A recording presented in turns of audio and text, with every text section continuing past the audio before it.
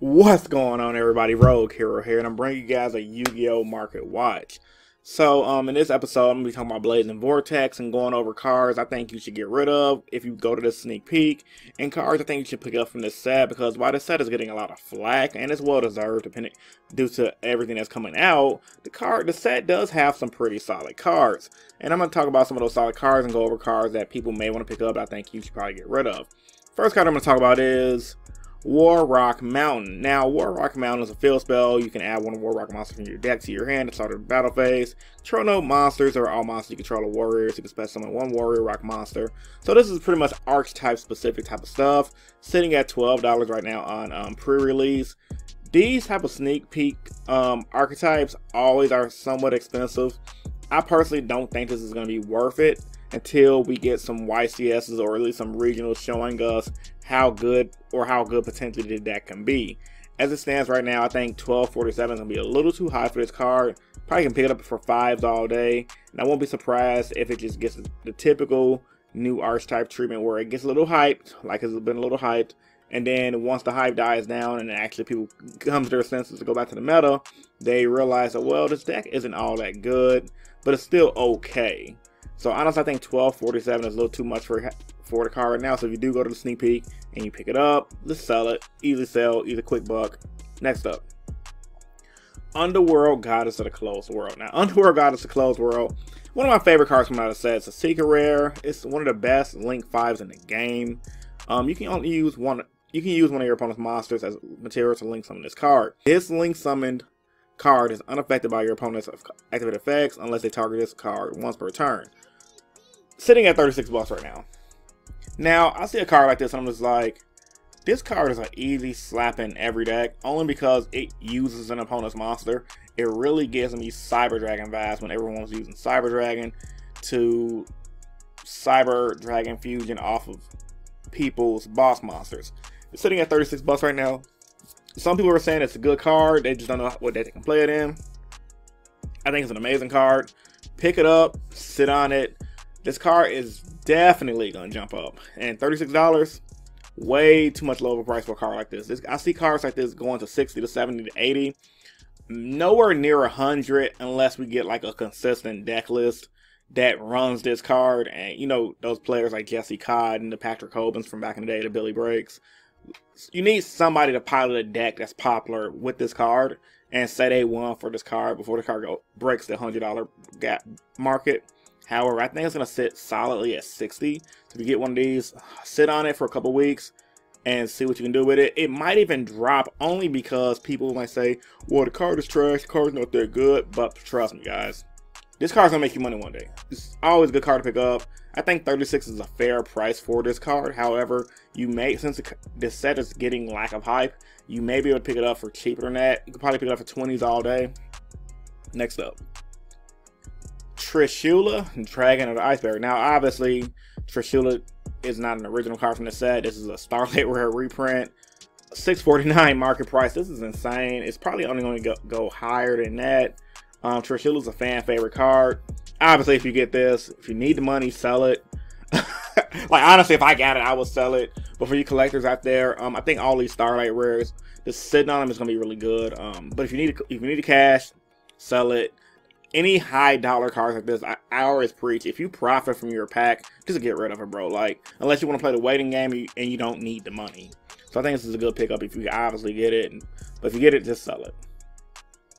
Armed Dragon Flash. Now, Armed Dragons has been getting a lot of hype. Similar to the War Rock deck. I'm a little bit on the fence about stuff like this, and here's why. Decks like these, they get a ton of hype, even like the Buster Blader deck. They're really good because they're got a lot more consistent, and they're a fan favorite deck from back in the day, back when I was playing Yu-Gi-Oh! Back in 2005, but the deck does nothing. And I think the Armed Dragon stuff is going to be just like that. You guys pick it up. If you can get rid of it for $15.89, go for it. I think all these Armed Dragon, War Rock stuff is going to drop unless someone proves me wrong. I would not keep these cards if I plan on playing this deck. And if I did plan on playing this deck, I wouldn't pick it up for these prices. I'm just going to be 100 with you guys. So if you get it, sell it. Don't waste your time. Same goes for Armed Dragon Love of Thunder. Same thing. $4. Now, honestly, I think $4 is a fair price. $4 for ultra rare. That's standard, honestly, back in the day. So for the crappy ones at least. And this card, like I said, fun deck to play just for kicking it with your friends, going to locals. It may just be as competitive as Buster Blader was back in the day when it first came out. The new Buster Blader could lock out the opponent's extra deck, but I think at the price it's sitting at right now for this card, $4 is fair. Yeah, so if you can pick it up for less than that, more than likely you will be able to. Just go ahead and do it. However, with that being said, the Iron Dragon sub, like I said, I don't think the deck's going to be expensive. So it's a good pickup and a good sell right now if you open up some of the stuff. Make a quick buck. Pot of Prosperity. Now, a card that I personally love. Banish 3 or 6 cards from your deck, from your extra deck face down, to just activate a card and add it to your hand, essentially. Sitting at $97.48 on pre-release. Bruh. I can literally see this card dropping to like 50 and then bouncing up to 150 instantly. Only because, like, literally everyone's saying this card is good. But when we look at deck lists in the OCG, a lot of decks in the OCG may be running as a one of. No one really knows where this card sits right now in the metagame. It's definitely going to be used in a lot of troll decks. So for you troll players like that, like may play Mystic Mind Burn, this is definitely a pickup for you to make your Mind Burn deck more expensive. However, right away, I don't think the card's going to see a lot of play. But in the future, if a slower little pace format comes, cards going to be easily in the 150 range. Right now, I think $97. If you really want to play a troll deck, pick it up if you have the spare money. However, I would wait. Once again, I don't see sneak peek prices never hover around, never stay the same. So 97 is a little too steep for this in my personal opinion. Wait till it drops to like 50. I think 50 is a good price for this card until the people see what it can do in the metagame. It may even drop down to 35. Only because, like, literally, with lack of Yu-Gi-Oh tournaments, with the fact that we only have remote duel tournaments, and unless people start winning with troll decks, this card is just going to slowly drop. So I think, honestly, if you open it, you can sit on it for, like, maybe 6 months to a year. However, and sell it, honestly, I would say sell. I would honestly say sell, just make that quick buck, and then, yeah, buy singles and get what you want out of the set. And I don't preach buy boxes. I always preach like most players, is buy singles and call it a day. Next up, Underdog. Another trap card coming out of this set. Very good. During your turn, negate the effects of offensive monsters your opponent controls.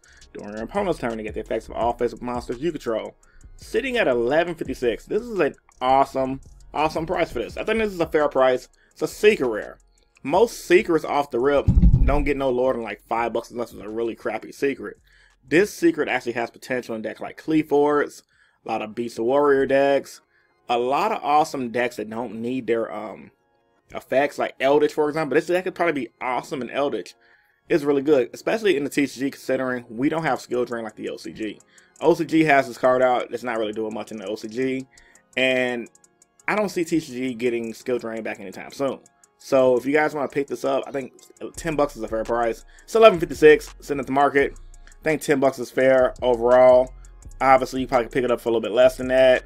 However, $11.56 is like the average rating going price for it. I think it's worth $10, honestly. So pick it up for no more than 10. Psychic Eraser Laser. Now, this is a card that's a little dirt cheap. Some of you guys may be saying why I picked this card up. It's a super rare for one, but for two, I think cards like this could always go up to like $5. Only because it has a blanket effect that I can see get really good. Very similar to a lot of cards from back in the day, like Smashing Ground. Send one monster your opponent controls, a specimen from the extra to the graveyard. Your opponent gains life point equal to the original attack or defense of that monster. You can whichever is higher. That's dope. 60 cents for that card, bro. Just pick it up. It sends. It doesn't destroy. It doesn't remove. It sends. Sending is huge because, if correct me if I'm wrong, I don't believe this targets. You guys that know your rules better than me, post in the comment section down below if this targets or not. Ultimately, this is a pretty good card. I think picking it up for 3 for a side deck just for the future is a good investment. Heck, you could pick them up at the buttload. I wouldn't say buy them out. I don't want to say buy them out, but I could see cards like this being $5 to $10 in the future because of their utility. Next up, Heavenly Zephyr Miradora. Bruh, okay, so you guys have been watching my hero duels. No, I've been actually testing this card all yesterday. I'm probably gonna play testing my stream later on today.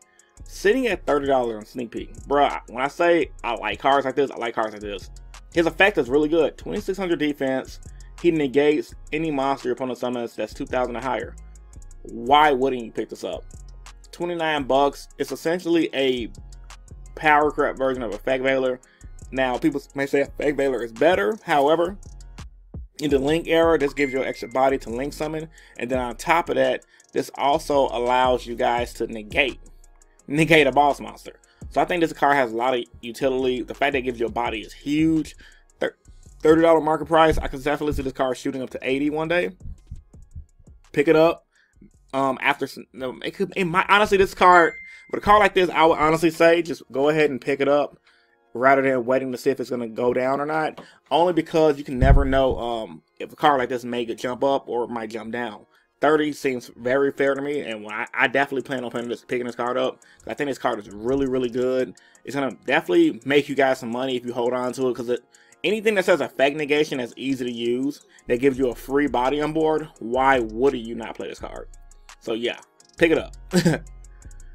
Dark Ruler No More. Okay, now this is coming out of the Blazing Vortex. I pretty much went over everything I wanted to go over that set. There are some other cards I did not mention from that set. You guys can post that in the comment section down below.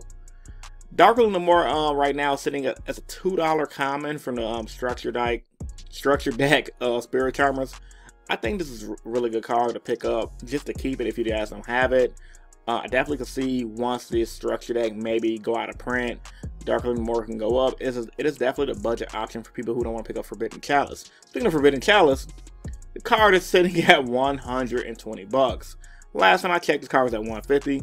It's slowly dropping, and I'm pretty sure that's due to lack of tournaments, lack of use of needing to buy the card. I personally wouldn't play this much for a Yu-Gi-Oh card, only because I'm not traveling enough to pay all that money for it. But 120 is a decent price. If you guys can get it for cheaper than that, obviously pick it up. Yeah, 120, man. 120 Forbidden Droplet. My wallet is crying. This card desperately needs a reprint. But as far as do I think that the price is going to stand at 120? Yes, honestly, the card is really good. It's needed in the meta. And unless we get something on the ban list, the next up-and-coming ban list to kill Drytrons and Break My Border Bust type decks, this card is going to maintain its price. If you got it, happy. If you don't need it, sell it. Definitely a good card to get if you guys can get it. Speaking of that, Triple Tactical Talents, $91.93. This card was, I think, was hovering around $100 price point for a while. It has a lot of utility. Its effect is hit or miss, honestly. I don't really see a lot of decks main deck it in the OCG. Maybe here and there, and sometimes in a side deck. The draw too far is okay. It's just cards that say you have to wait for your opponent to do something for you to use its effect typically ain't that good. However, this card has some pretty good effects. But with that being said, I think honestly it's going to continue to drop because the card is good. But why pay $90 for that when you can literally pay for Droplets? Like, it makes zero sense because Droplets is an infinitely better card. Now, if you need both, then you SOL. You have to pick and choose, and I would just pick Droplets, honestly. Unless you got money like that, just buy both. Next up for another cool card I just want to talk about, Winged Dragon of Ra Ghost. We're sitting at 185. Collector card. It looks cool. We haven't seen Ghost Rares in a while. I get it. Hey man, you collect the rare. I could definitely see if you guys are collectors and you guys have money, keeping this card in pristine condition and getting it graded, however that process works, it's definitely gonna be worth it because it is a OG Yu-Gi-Oh card that's high valued for the casual Yu-Gi-Oh person, if you will, especially the people who want to do cosplay and may want to actually use real Yu-Gi-Oh cards to cosplay their favorite characters like American, etc. 185. If you got the spare money, like I said, pick it up. However, if you guys luckily open this card, sell it. Just sell it. Or actually, yeah, because the average person is not going to buy this card. You have to sell it to a collector or a shop, and the shop's probably going to be like maybe $100, maybe 120. Most shops only pay like 60 to 50%, maybe 70, depends on where you go. Got a few more cards to provide enough to market watch. Live Twin Kit. Now these little collectors rare special thing, $58. Let's see this dropping. It's a cute card. Homie from Locust pulled this the other day after our at my vlog, and I don't know if the Evil Twin deck is gonna do anything. Well, Live Twin deck, whatever this deck is, it looks cool. $58. Yeah, sell it. Either sell. One thing that tripped me out, I didn't, because this is my first market watch I've done in a long time. I haven't checked prices in forever. the collector tins are freaking expensive, and the reason why I want to bring these up, look at this, $700 for a collector tin, bro. And well, how much is this one? $700, bro. The reason why I'm bringing this up because a lot of times you guys may be able to go to like a Goodwill or so some of them old school big box stores or like not Plato's Closet, like the box store where you find stuff like maybe even like flea markets and stuff. If you guys can go to like a flea market or a Goodwill or something that keeps stock of old crap that people sold and never opened, dude, this you got bang. Like literally, you got bang. I literally remember my mom buying me this card from Target back in the day for 20 bucks. And this sealed is $700.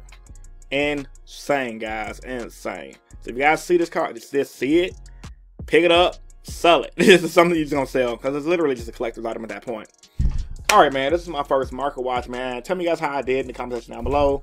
Like the video if you're new here and subscribe for more, man. Like I said, if you guys want more market watches, let me know. This is just like a test run video to see how I did. This is your boy Rogue Hero, and I'm signing out. See you guys in the next video. Peace.